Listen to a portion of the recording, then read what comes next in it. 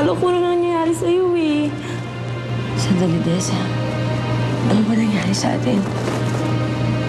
Hindi mo naaalala?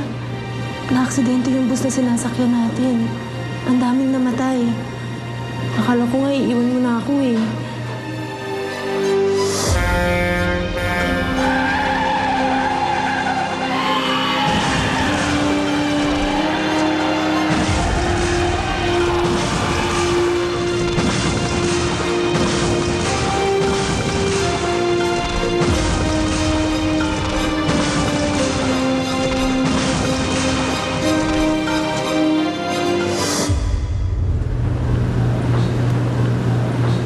Buti na lang may lalaking nagligtas sa'yo.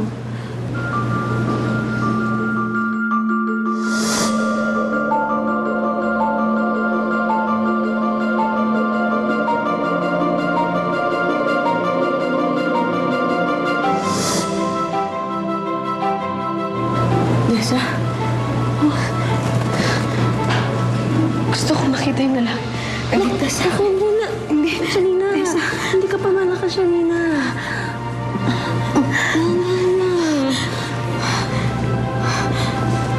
Desa.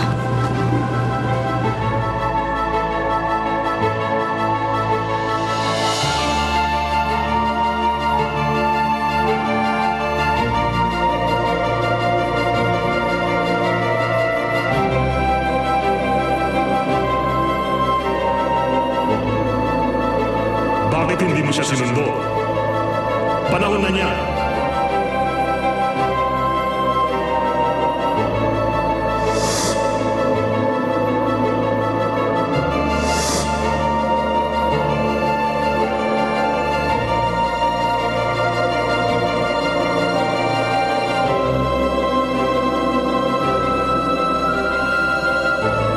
Malaking kasalanan sa atin ang pagkabigong sunduin ng napapanahon na.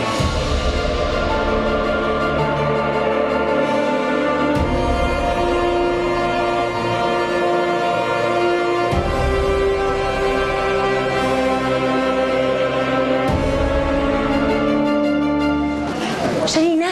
Oh, Andito na yung lalaki nagligtas sa'yo. sige. Ano po kayo?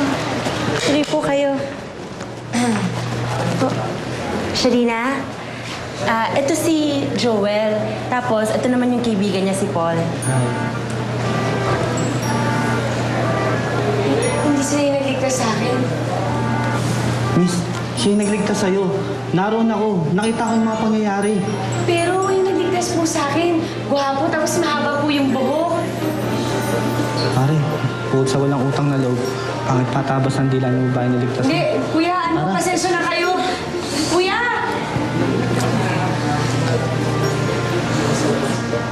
Shalina, bakit mo naman ginanon yung mga nagligtas sa'yo? Pero Desa, hindi siya ang nagligtas sa akin. Pasensyahan niyo na po yung kaibigan ko, ah.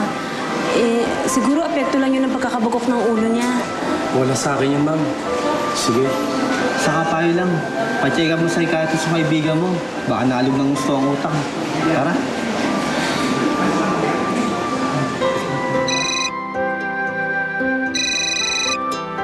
Hello, Monica? Oo, totoo, kasama kami dun sa bus na nahulog. Pero, di, wag ka na umiyak. Okay na kami, ha? Bababa na rin kami paglabas nila ospital. Sige.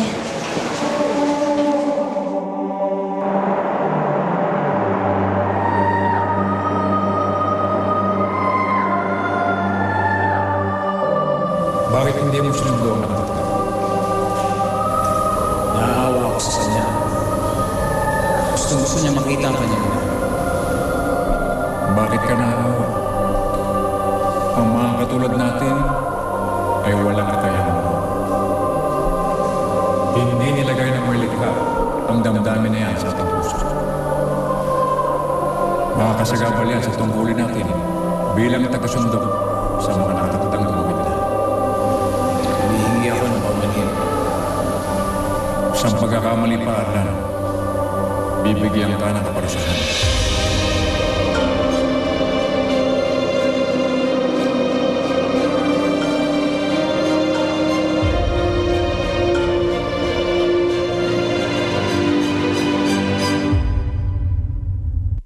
ngayong